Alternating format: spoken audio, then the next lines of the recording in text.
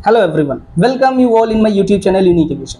आज की वीडियो में हम बात करने वाले हैं न्यूटन के तीनों लॉज के बारे में। ठीक है, यानी कि आप जो चीज क्लास 8 से पढ़ते हुए कंटिन्यू आ रहे हो उसी चीज को ही हम इस वीडियो में पढ़ेंगे, लेकिन इसको हम पढ़ेंगे कि एयरक्राफ्ट पर ये तीनों लॉज कैसे अप्लाई होते हैं और क्या जरूरत है इन तीनों लॉज की पढ़ने की जब हम एरोडायनेमिक्स पढ़ रहे हैं, राइट। तो इस चीज को जानने के लिए मैं आपको एक एक करके एक एक लॉ को बताता हूं। ठीक है, पहला जो न्यूटन साहब ने लॉ दिया था वो था law of inertia. Law of inertia का मतलब ये होता है कि कोई भी ऑब्जेक्ट अपने स्टेट को रेजिस्ट करता है, अपने चेंज ऑफ स्टेट को रेजिस्ट करता है। स्टेट क्या है? स्टेट का मतलब कि वो रेस्ट में है या फिर मोशन में। अगर कोई चीज अपना कंटिन्यू प्लेस या पोजीशन नहीं चेंज कर रहा है तो हम बोलते हैं उसको रेस्ट में है टाइम के साथ, और अगर टाइम के साथ वो कंटिन्यू अपना प्लेस या पोजीशन चेंज कर रहा है तो उसको बोलते हैं मोशन में है। तो कोई भी ऑब्जेक्ट जो रेस्ट में है वो रेस्ट में रहना चाहता है और जो मोशन में है वो मोशन में रहना चाहता है। ठीक है, सिंपल भाषा में अगर आपको बताऊं तो जैसे आप एग्जांपल लोगे एयरक्राफ्ट का, जो कि ग्राउंड पे खड़ा हुआ है, वो उड़ उड़ के आके खड़ा हो गया। ठीक है, एक बार वो खड़ा हो गया तो वो अपने आप से नहीं उड़ेगा, आपको कोई एक्सटर्नल फोर्स लगाना पड़ेगा,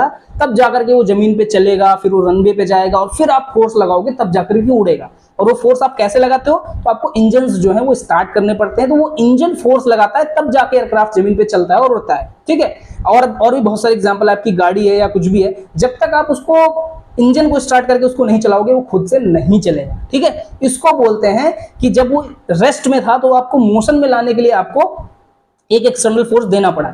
इसी तरह से जब कोई ऑब्जेक्ट कंटिन्यू मोशन में होता है, ठीक है, अब ये जो भी मैं बातें कर रहा हूँ ये आइडियल कंडीशन की बात कर रहा हूँ। जैसे मान लो जहाँ पे फ्रिक्शन वगैरह नहीं है, तो आपकी कार है, मान लो आपने 40 में चला के छोड़ा और अगर फ्रिक्शन नहीं है, फ्रिक्शन की वजह से तो वो धीरे हो जाता है, अगर फ्रिक्शन नहीं है आपने 40 में लगा के छोड़ दिया तो वो कंटिन्यू 40 की स्पीड में चलता रहेगा चलता रहेगा चलता रहेगा, रुकेगा ही नहीं कभी। ठीक है, तो कब रुकेगा? जब आप उसको एक एक्सटर्नल फोर्स लगाओगे, उसमें ब्रेक लगा दो या सामने से कुछ चीज ले आओ, उसमें लड़ जाए वो या कुछ हो जाए, तभी वो रुकेगा। ठीक है, तो ये कैसे एयरक्राफ्ट पे अप्लाई हुआ? एयरक्राफ्ट भी जब हवा में बहुत जोर से उड़ रहा होता है और उसको धीरे करके जमीन पे लैंड कराना होता है तो भी आपको एक एक्सटर्नल फोर्स लगाने पड़ते हैं। ठीक है, उसके लिए हम फ्लैप्स, स्पॉयलर्स, ये सब चीजें यूज करते हैं जो हम आगे पढ़ेंगे कि एयरक्राफ्ट के कंपोनेंट्स कौन कौन से होते हैं। ठीक है, तो इस तरह से आपका न्यूटन का फर्स्ट लॉ जो है वो एयरक्राफ्ट पर अप्लाई होता है। ठीक है, न्यूटन का जो सेकंड लॉ है वो आप सबने पढ़ा होगा, F equal to ma, F equal to ma, but उसका रियल मीनिंग क्या है? उसका रियल मीनिंग होता है कि जो rate of change of momentum होता है किसी भी बॉडी का, जो rate of change of momentum होता है वो डायरेक्टली प्रोपोर्शनल होता है कि उस पर कोई फोर्स किस डायरेक्शन में लगाया गया और कितने स्पीड से लगाया गया, सॉरी कितने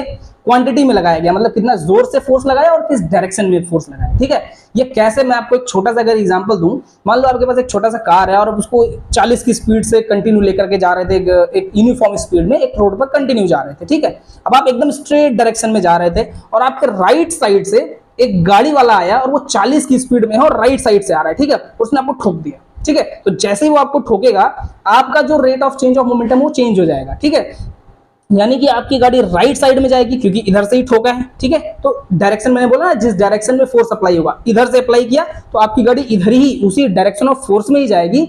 और दूसरी चीज, कितनी दूर जाएगी ये डिपेंड करेगा कि उसने कितनी जोर से ठोका है। ठीक है, तो अगर उसने 40 की स्पीड में ठोका तो आप मान लो राइट साइड में, मतलब राइट साइड से ठोका तो आप लेफ्ट साइड जाओगे, तो लेफ्ट साइड में आप गए 10 फीट। अगर वो 100 की स्पीड से ठोकेगा तो आप शायद 50 फीट जाओगे। ठीक है, यानी कि जितना ज्यादा फोर्स से वो ठोकेगा आप उतनी दूर जाओगे, और किस डायरेक्शन में जाओगे ये डिपेंड करेगा कि उसने किस डायरेक्शन से ठोका।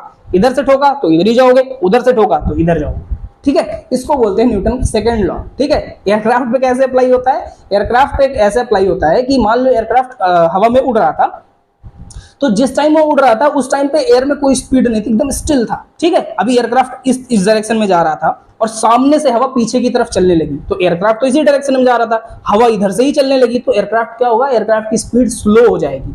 ठीक है, हालांकि उसके लिफ्ट विफ्ट बढ़ जाते हैं, ये बाद में हम पढ़ेंगे कैसे क्या होता है, लेकिन एयरक्राफ्ट की स्पीड स्लो हो जाएगी। ठीक है, आपको लगेगा कि एयरक्राफ्ट उतनी स्पीड से, बट एयरक्राफ्ट की स्पीड स्लो हो जाएगी क्योंकि सामने वाली डायरेक्शन से एयर आ गई, यानी सामने से फोर्स आया तो पीछे की तरफ ढकेलेगा, और ये डिपेंड करेगा कितना स्लो होगा तो जितनी तेज हवा आएगी। ठीक है, इसी तरह से मान लो एयरक्राफ्ट इस डायरेक्शन में जा रही थी और पीछे से आगे की तरफ हवा चलने लगी, तो एयरक्राफ्ट को आगे ही ढकेल देगी, तो एयरक्राफ्ट क्या होगा? जोर से आगे की तरफ जाएगा।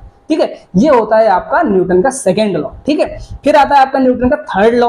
सब आप जानते हैं, every action has equal and opposite reaction. जैसे कि स्प्रिंग है, अगर आप उसको ऐसे दबाओगे तो दबाओगे, जितनी जोर से दबाओगे छोड़ने के बाद उतना जोर से वो एक्ट करेगा। ठीक है, तो इसको बोलते हैं every action has equal and opposite reaction. इसके लिए बहुत फेमस एग्जांपल आपने वो गन वाला पढ़ा होगा कि अगर आप जब गन को शॉट करते हो तो जितनी, जैसे ही आप उसको शॉट करते हो तो गोली तो आगे की तरफ जाती है पर बंदूक पीछे की तरफ जाता है, यानी फोर्स आगे की तरफ तो रिएक्शन पीछे की तरफ, ठीक है। इसको बोलते हैं न्यूटन का थर्ड लॉ।